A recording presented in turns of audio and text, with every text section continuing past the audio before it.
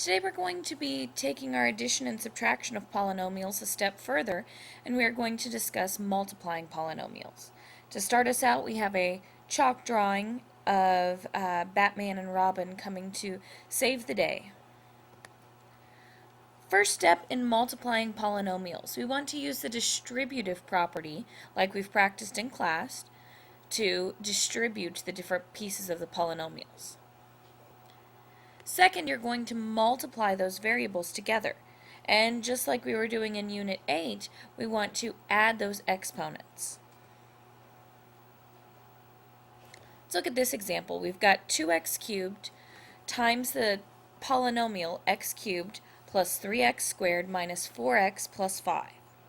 So we're going to be taking this 2x cubed and multiplying it by each piece of the second polynomial.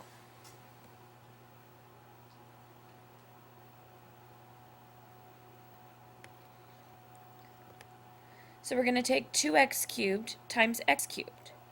Well, 2x cubed times x cubed, that's going to be 2, since you've got 2 times 1. And x cubed times x cubed is going to be x to the 3 plus 3, or x to the 6th.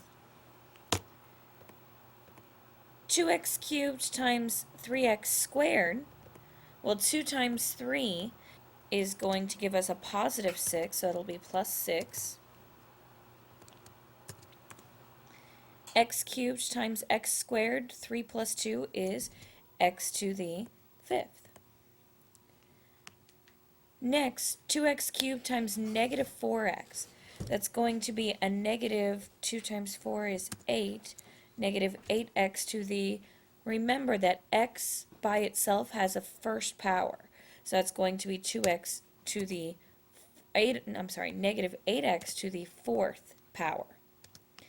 Lastly, 2x to the 3rd times 5, well 2 times 5 is going to be a positive 10, and then x cubed doesn't have anything to multiply with, so it's going to be 10x cubed. So the final polynomial is going to be 2x to the 6th plus 6x to the 5th minus 8x to the 4th plus 10x cubed. Here's example 2. Try this one on your own. Make sure you pause your video and watch your signs.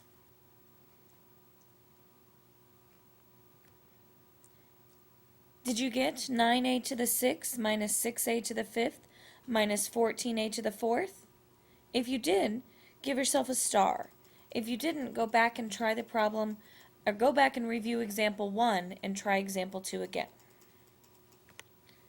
Our last example we're going to do together is the binomial 3x minus 1 times the trinomial 2x squared minus x minus 2. We're still going to use the distributive property. First thing, we're going to take our 3x and multiply it by each piece of our second term, each piece of that trinomial. Once that's done, we're going to take negative 1 and multiply that by each piece of our trinomial.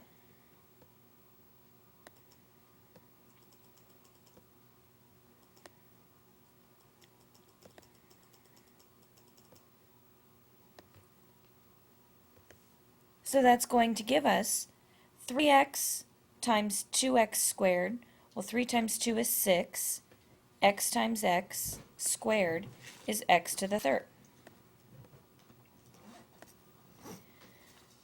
Then taking 3x times negative x, that's going to be minus 3x squared.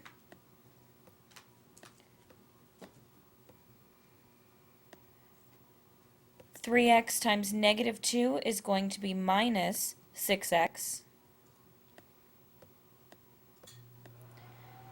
Negative 1 times 2x squared is a negative 2x squared.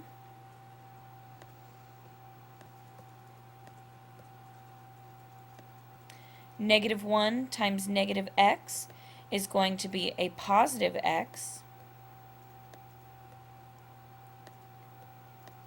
And negative 1 times negative 2 is going to be a positive 2. Now that we've got this polynomial, you might notice that we have some overlapping or some like terms. I've got a negative 3x squared and a negative 2x squared.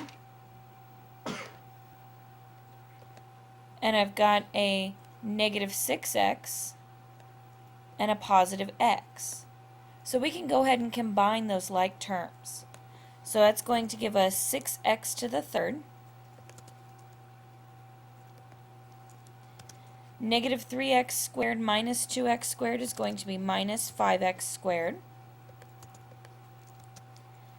Negative 6x plus x is negative 5x, and then plus 2.